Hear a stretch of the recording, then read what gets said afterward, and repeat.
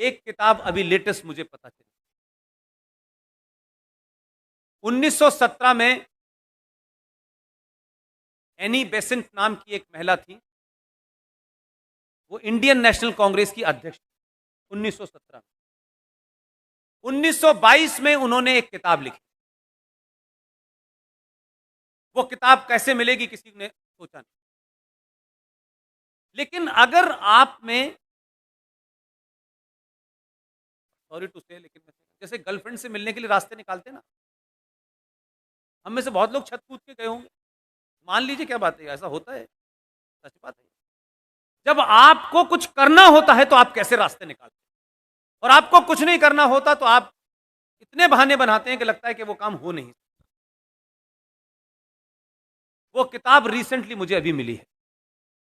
उस किताब का नाम है future politics of India, written by Annie Besant.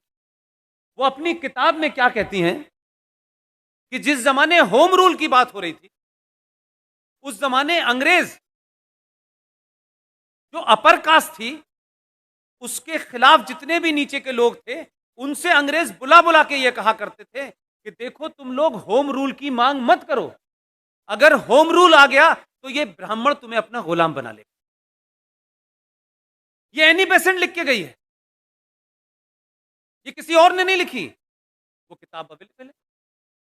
ऐसे ही एक किताब है, अंग्रेज ने लिखी है, वॉल्टर रीड उनका नाम है। किताब का नाम है keeping the crown, keeping the jewel in the crown, the great betrayal of British to India. उसमें वो लिख के गए कि भारत के बंटवारे के लिए कैसे माउंटबेटन ने टेलीफोन किया अपने दोस्त, जो उनके दोस्त हाई स्कूल में थे, रेडक्लिफ। उनसे कहा कि भारत का बंटवारा होना है, आपको भारत पहुंचना है। उन्होंने, रेडक्लिफ ने रिप्लाई दी, उस किताब में लिखा है, उन्होंने कहा है कि इसके लिए कम से कम 3 साल चाहिए। माउंटबेटन ने कहा समय कम है, 3 महीने से ज्यादा नहीं दे सकते, तुम्हें आना है किसी कीमत पे। उनकी हाई स्कूल की दोस्ती की कीमत चुकाने के लिए वो भारत आए, दिल्ली से कहीं गए नहीं। लेकिन माउंटबेटन के एक रिश्तेदार भी थे जो भारत के पहले प्रधानमंत्री बने, और बड़े खतरनाक रिश्तेदार। ये रिश्ता आज तक पता ही नहीं चला। उन्होंने रेडक्लिफ से कहा, ये उस किताब में लिखा है, रेडक्लिफ से कहा 3 महीने नहीं, 1 महीने में करिए। 35 दिन के अंदर रेडक्लिफ दिल्ली से कहीं गए नहीं, और दिल्ली में बैठ के नक्शे पे लाइन खींच दी। और उसी किताब में रेडक्लिफ का जिक्र करते हुए लिखा है कि उन्होंने कहा कि इतिहास मुझे माफ नहीं करेगा, ये मैं जघन्य अपराध मुझसे कराया। और 14 अगस्त से पहले भारत चले गए, और जब भारत का झंडा फहराया जा रहा था, उस वक्त भारत का बॉर्डर भी डिमार्केट नहीं किया गया, बाउंड्री पता ही नहीं थी। पंजाब में जिस दिन 15 अगस्त भारत में मनाई जा रही थी, दिल्ली में, पंजाब में 50,000 औरतों का रेप, और हम यहां विजनरी स्पीच दे रहे थे। बंगाल में लाशें ढूंढ रही थी माएं और बहनें अपने बच्चों की। हमें इस झूठ के साथ आजादी मिली है, और उसी झूठ के साथ हम चल रहे हैं।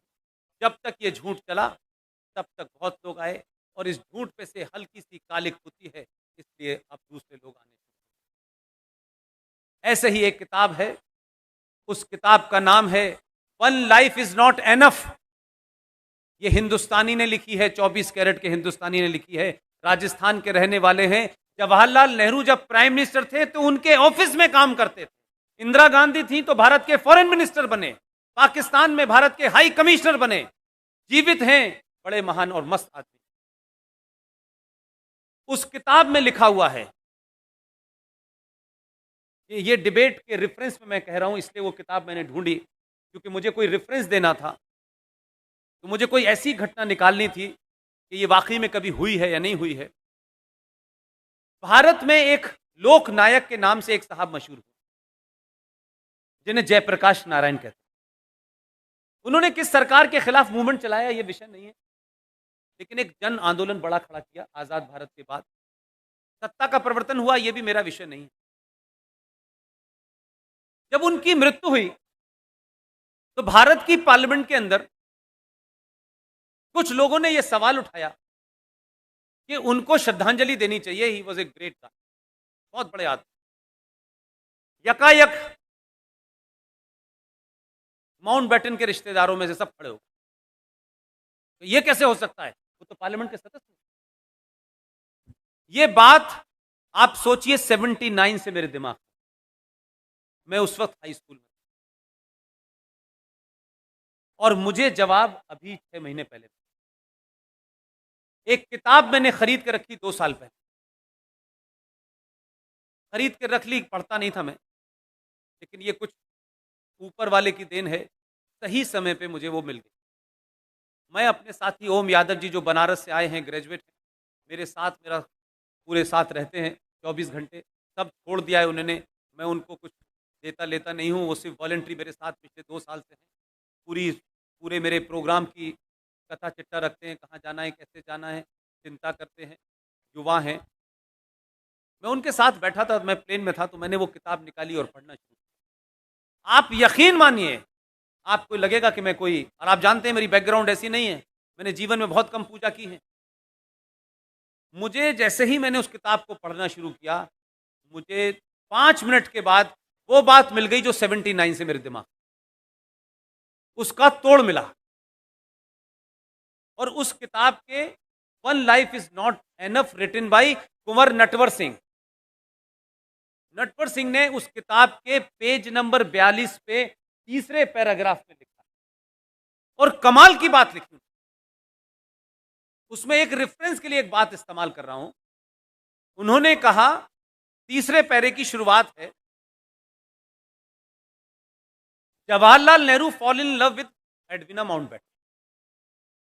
तो मैंने कहा इसमें कौन सी बड़ी बात, इसमें तो बहुत उदारवादी थे, तो इसमें क्या है, ये तो होता रहता है, ये कोई विषय थोड़ी नहीं, ये कोई राष्ट्रीय समस्या थोड़ी नहीं।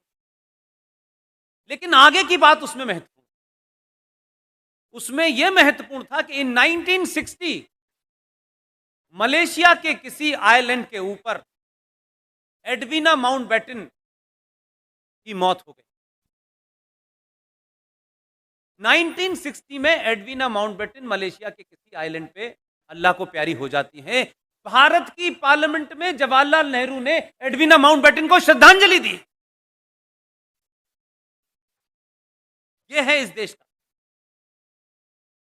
यह बात मैंने इसलिए कहा कि मैं रेफरेंसेस जानबूझकर 5 जन का नहीं देता हूं कि कुछ लोग फौरन खड़े हो जाएंगे, देखिए 5 जन अच्छी बातें लिखता है, ठीक है, लेकिन इनको घर तक छोड़ के आने के लिए झूठों को इन्हीं का रेफरेंस देके पढ़ना पड़ता। सब कुछ आपके पास है, अपने तर्कों को ठीक करिए, कंफ्यूजन को दूर करिए। एक किताब नहीं है, बहुत अच्छी अच्छी किताबें हैं। एक किताब का नाम है India from Curzon to Nehru and after, 1969 में लिखी गई यह किताब है। नेहरू जी के खास थे, हिंदुस्तान टाइम्स के एग्जीक्यूटिव एडिटर। उनका बेटा बाद में ये जो दार्जिलिंग नाम की जगह है वहां से मेंबर ऑफ पार्लियामेंट बना, जिसका नाम था इंद्र। किताब लिखने का नाम वाले का नाम था दुर्गादास। दुर्गादास ने पेज नंबर 353 के ऊपर चैप्टर 13 में वो वर्णन किया है जिसके बारे में आपको नहीं पता, उसी में लिखा हुआ है। ये मैंने कहा कि कोई दूसरा लिख दे तो लोग सवाल उठाएंगे, लेकिन मैं बार बार इसको इसलिए दोहराता हूं कि आप जरूर उस किताब को पढ़ें, एक बार मुतमईन हो जाएं कि पुष्पेंद्र ने जो कहा है कहीं गलत तो नहीं कहा, और पढ़ने के बाद जगह जगह इन बातों को करिए, तब पता चलेगा कि भारत की आजादी में जो महान लोग थे उनको कैसे समाप्त किया गया और कैसे बौनों को बड़ा करके उनको बड़ा कर। ऐसे ऐसे भी लोग हैं कि भारत रत्न लेने वाली जो कमेटी है उसके चेयरमैन हैं और खुद ही उस कमेटी में भारत रत्न ले लेते। ऐसे ऐसे कमाल के लोग, और आज कह रहे हैं कि साहब लोकतंत्र खतरे में। दुर्गादास ने अपनी उस किताब में जो एक वर्णन किया है वो बड़ा मार्मिक है। सोमनाथ के मंदिर का जीर्णोद्धार होना था, वहां के मंदिर के लोगों ने डॉक्टर राजेंद्र प्रसाद को बुलावा दिया। डॉक्टर राजेंद्र प्रसाद ने सार्वजनिक तौर पे कहा कि मैं सोमनाथ का मंदिर है जिसको सरकार बनाने जा रही है अपने पैसे से, उस मंदिर के इनॉग्रेशन में मैं जाऊंगा। लेकिन प्रधानमंत्री तो वो तो एक्सीडेंटल हिंदू थे, तो उनको शर्म आई, तो उनको इस बात की नाराजगी थी कि डॉक्टर राजेंद्र प्रसाद उस समारोह में न जाए। डॉक्टर राजेंद्र प्रसाद ने कहा, मैं राष्ट्रपति हूं, ये एक बात है, लेकिन मेरा फेथ ये दूसरी बात। डॉक्टर राजेंद्र प्रसाद रहते हुए राष्ट्रपति के गए, उसमें हिस्सा लिया, एक एक्सीडेंटल प्रधानमंत्री को इतना नागवार गुजरा कि उनकी मौत तक का कारण बने। उस आदमी को बीमार हुए डॉक्टर राजेंद्र प्रसाद, उनके वहां जाने से उनके सारे फॉरेन ट्रिप कैंसिल कर दिए गए, क्योंकि राष्ट्रपति जब विदेश जाता है तो प्रधानमंत्री और कैबिनेट क्लियर करती है उसके, राष्ट्रपति अपने मर्जी से कहीं नहीं जाता। यह भी महत्वपूर्ण नहीं था, दिल्ली के एक हॉस्पिटल में वो 4 दिन के लिए भर्ती हुए, बीमार हो गए थे, इतनी नफरत थी उन्हें, लाल बहादुर शास्त्री को बुलाया, यह वर्णन है उसमें, और लाल बहादुर शास्त्री से कहा कि मुझे लगता है कि राजेंद्र बाबू अब बचेंगे नहीं, आप दिल्ली में जरा घूमें और बताएं कि राजेंद्र बाबू की अंत्येष्टि कहां की जाती है। लाल बहादुर शास्त्री के जीवन की एक अजीब रोचक घटना है कि वो गए, उन्होंने पूरा मुआयना किया, यहां गए वहां गए, और आकर के उन्हें बताया कि विजय चौक पे, विजय घाट पे उनका अंतिम संस्कार कर। डॉक्टर राजेंद्र बाबू ठीक हो गए, वापस आ। लेकिन ट्रेजेडी देखिए, जो जगह लाल बहादुर शास्त्री ने राजेंद्र बाबू के लिए चुनी, लाल बहादुर शास्त्री की वही अंतिम, लेकिन इस गुस्से के कारण कि वो दिल्ली में न हो, बीमार पड़ गए, राष्ट्रपति के जितने भी अधिकार उन्हें मिलने चाहिए थे एक पूर्व राष्ट्रपति को, वो नहीं थे। और बिहार में कांग्रेस पार्टी का जो आज दफ्तर है, जिसे आप लोग सदाकत आश्रम के नाम से जानते हैं, उस सीलन भरे कमरे में डॉक्टर राजेंद्र प्रसाद को रहना पड़ा। इंस्ट्रक्शन दिए गए कि कोई चीज देनी नहीं, सांस के मरीज थे, खांसते खांसते मौत। भारत के पूर्व राष्ट्रपति की मौत में जो वर्तमान राष्ट्रपति डॉक्टर राधाकृष्णन थे, उनसे यह कहा कि आप नहीं जाएंगे।